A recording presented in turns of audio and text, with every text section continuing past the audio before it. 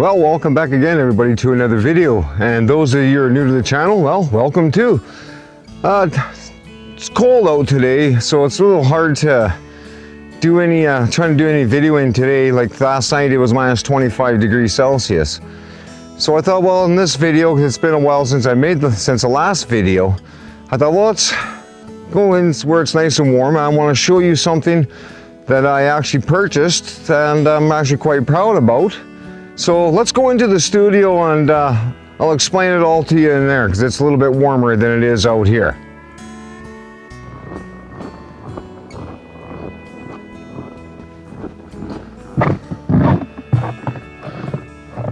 Well, is it ever cold out, but the sun's coming out, so it might get a little nicer. But let's go in the studio, it's still warmer in here. Oh, another thing is make sure you take your shoes off in my studio because I keep it pretty clean in there.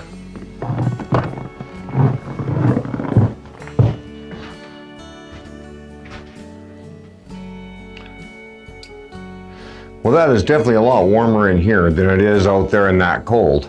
And thank you for taking your shoes off. Like I said, I like to keep my studio pretty clean. But before we get started, whatever, I wanted to actually explain to you a couple of things, whatever, with a little problem I had with my other saw when I was chainsaw milling.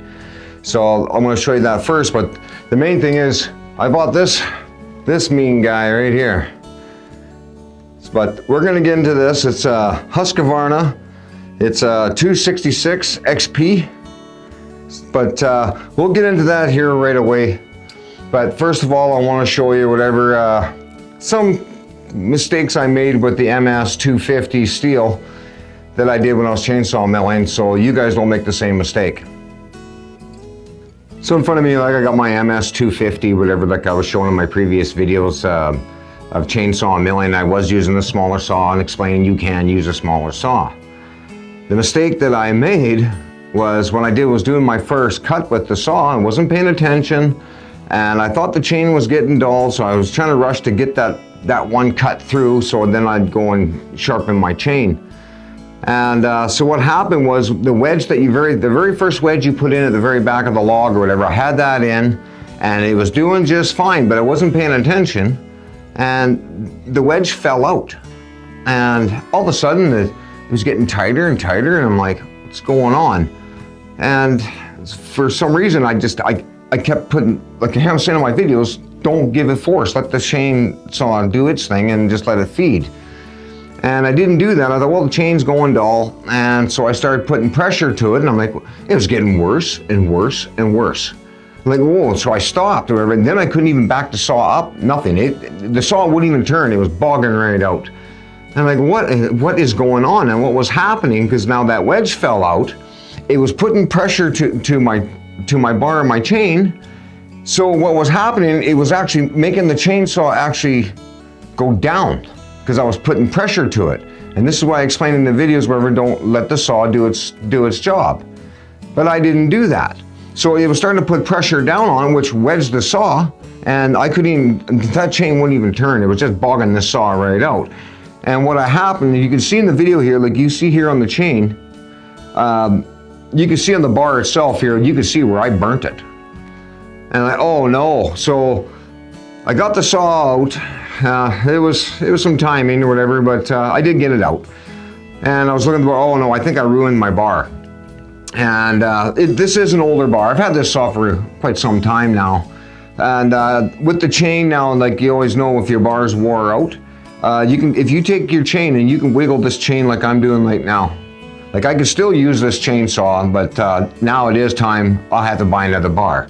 So I'm looking at, probably anywhere from probably $70 to maybe around $100. I gotta buy a new bar, which it needed it anyway.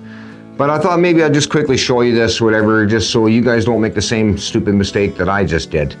But I never hurt the saw in any way. The saw runs like a top, so I'm going to use this saw strictly for when I'm out in the bush with my quad and I'm getting logs or I'm getting firewood. That's what I wanted this saw mainly for. So now I'm going to show you whatever the new saw that I purchased. Well, I shouldn't say it was new. Tammy actually, it was really weird. Like I'm looking on Marketplace for chainsaws. I want something with more CC. And I've been looking wherever and I haven't found any good deals. we were sitting having coffee one morning, and Tammy just happened to go look at Marketplace, and said, well, for some reason, the chainsaw popped up on hers, and be darned was the Husqvarna that she found. So we gave him a call. So I'm gonna get the Husqvarna and we'll set it up here on the table and show you the treasure that we found.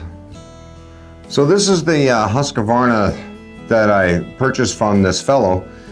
And when I got the saw, it wasn't running right. There was oil coming out of the muffler, so okay, he mixed that a little bit too rich. And I got looking at the bar and everything too, like something just didn't click in, like it was like, but anyways, he fired it up. It fired up, no problem. And when he was revving, it was kind of bogging. And I was kind of looking, the chain was a little bit loose on it. And so I thought, well, okay, I think I could tune that. I think I could fix that. If not, I'll get my brother-in-law Gord, and he'll definitely tune that saw. He knows everything about a Husqvarna. So I purchased it. He wanted $280 for it, and so I picked it up for $250. I brought it home, and the bar that was on it, I was like, it just wasn't fitting right. It's like I took it apart. It's nothing like my Stihl MS250. Like, oh, I could slap that thing together or whatever and tighten the chain up, and away I go. Let's go cutting. But this thing, no, I was fighting with it. Okay, something. This bar is it just would not fit this saw. I'm like, what's going on? And this is the bar here that came with it, and it's kind of hard to show like what they did to this bar and the wear and tear, what the damage they did to actually this bar. So I'm going to zoom up the camera and bring it up closer so you guys can have a better look at it. Now you can see, maybe up close here, you can see where it's bowed here, the wear and tear out of it. When I see paint peeled like this, that's telling me, yeah, they got that bar hot. And I think what they did, when they tightened it on there so tight, and that's the reason for that.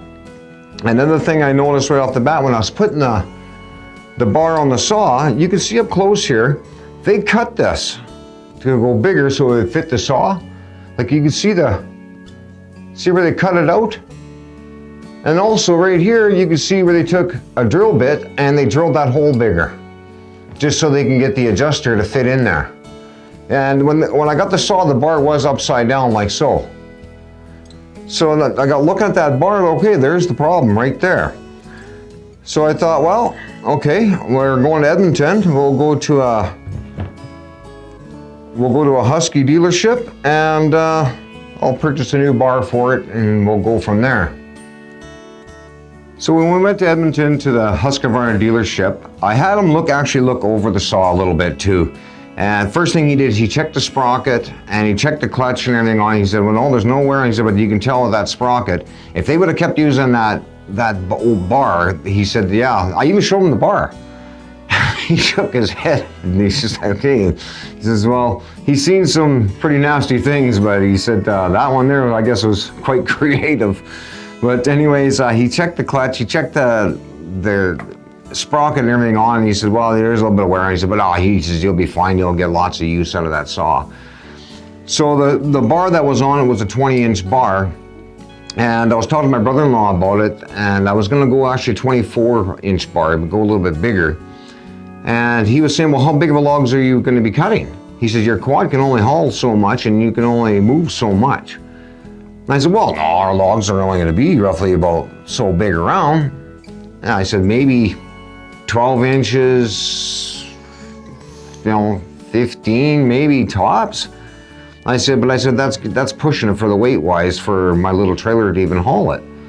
He goes, get a 20-inch bar. He says, that way it's running your 66.7 cc's. He said, when you go bigger and longer, he said, well, next thing you know, he says, well, you're taking the RPM out of that saw.